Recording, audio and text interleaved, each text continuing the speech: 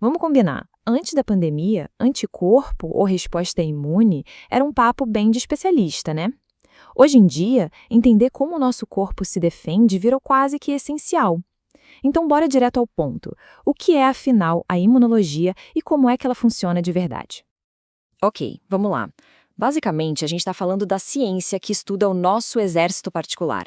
É um sistema super sofisticado que não só combate invasores como vírus e bactérias, mas que também trabalha o tempo todo, sem parar, para manter a paz e o equilíbrio aqui dentro.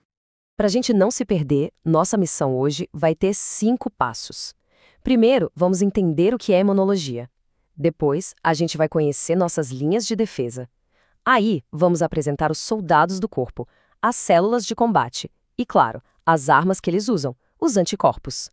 E o mais importante, lá no final, a gente vai conectar tudo e entender por que isso é tão crucial para a nossa saúde. Vamos nessa? Bom, começando pelo começo. Afinal, o que é imunologia?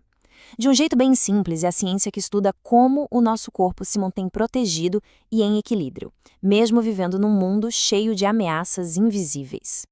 A definição formal tá aí, bem claro, mas o que eu acho mais legal é a origem da palavra.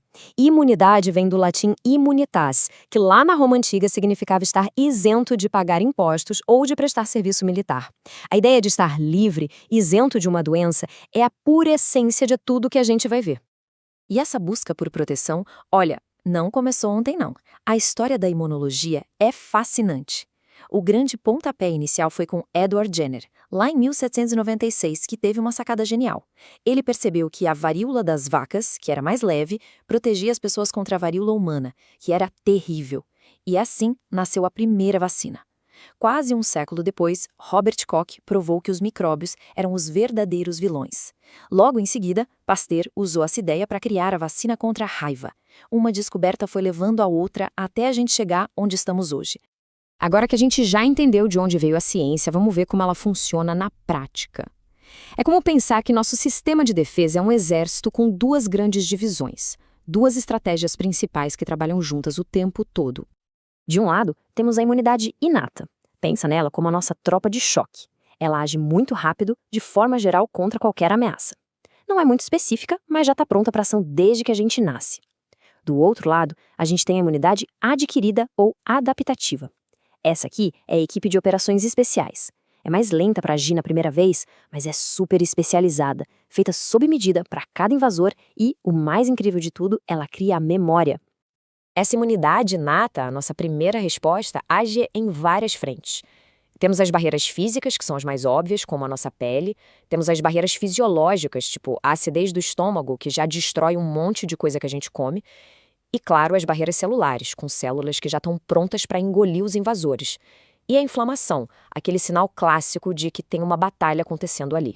Certo, já vimos as duas grandes estratégias de defesa. Mas quem são os soldados que executam esses planos? Vamos conhecer agora as principais células do nosso sistema imune. Todas elas nascem na medula óssea, que é tipo a nossa academia militar particular. Na linha de frente da imunidade inata, a gente tem os neutrófilos. Eles são os mais numerosos, a infantaria, os primeiros a chegar na cena do crime, especialistas em combater bactérias. Logo depois, entram em ação os macrófagos. Pensa neles como a grande equipe de limpeza do corpo, que literalmente sai engolindo os invasores, as células mortas e qualquer sujeira que encontram pelo caminho.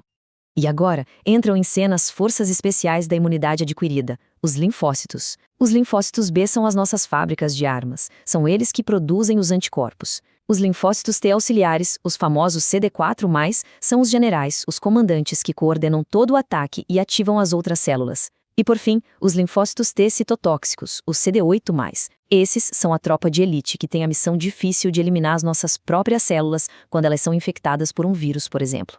É um sacrifício necessário para conter a infecção por dentro. A gente falou que os linfócitos B são as fábricas de armas, certo? Então, vamos dar um zoom nessas armas, os famosos anticorpos, que também são chamados de imunoglobulinas. Eles são a artilharia de precisão do nosso corpo, proteínas super especializadas. E essa imagem aqui ilustra isso de um jeito brilhante. Os anticorpos são essas proteínas em formato de Y, que se encaixam perfeitamente nos invasores como se fosse uma chave numa fechadura. Assim que eles se conectam, eles podem neutralizar a ameaça ali mesmo ou então marcar o inimigo para que outras células venham e destruam ele. E olha, não existe só um tipo de arma. A gente tem um verdadeiro arsenal, com 5 classes principais, cada uma com uma missão. A IgM é a primeira das caras numa infecção nova. A IgG é a grande estrela da memória imune, a tal da cicatriz sorológica que mostra que a gente já teve contato com alguma coisa. A IgA protege nossas mucosas e é super importante no leite materno. A IgE está muito ligada a alergias. E a IgD, bom, a ciência ainda está desvendando todos os segredos dela, o que só mostra como esse campo ainda tem muito a descobrir. Certo, a teoria toda é fascinante, mas, na prática, como é que isso se conecta com a nossa vida? A resposta vai desde as vacinas que nos protegem até o nosso bem-estar de todo dia. Então, o ponto-chave é esse: memória imunológica. Essa capacidade da nossa imunidade adquirida de se lembrar de um invasor é exatamente o que faz as vacinas serem tão geniais. A vacina, de um jeito totalmente seguro, apresenta um retrato falado do inimigo para o nosso sistema imune. Com isso, ele cria um exército de memória que fica ali, de prontidão, pronto para agir de forma rápida e devastadora se o inimigo de verdade aparecer um dia. Mas a imunologia não é só sobre guerra, viu? Um sistema imune saudável é também um mestre da diplomacia. Ele aprende a tolerar, a viver em paz com os trilhões de bactérias boas que moram com a gente e com a comida que a gente come. Manter esse equilíbrio delicado é absolutamente essencial para a nossa saúde. E isso tudo acaba nos deixando com uma última reflexão. Se o nosso sistema de defesa é tão poderoso, tão preciso, o que acontece quando ele comete um erro?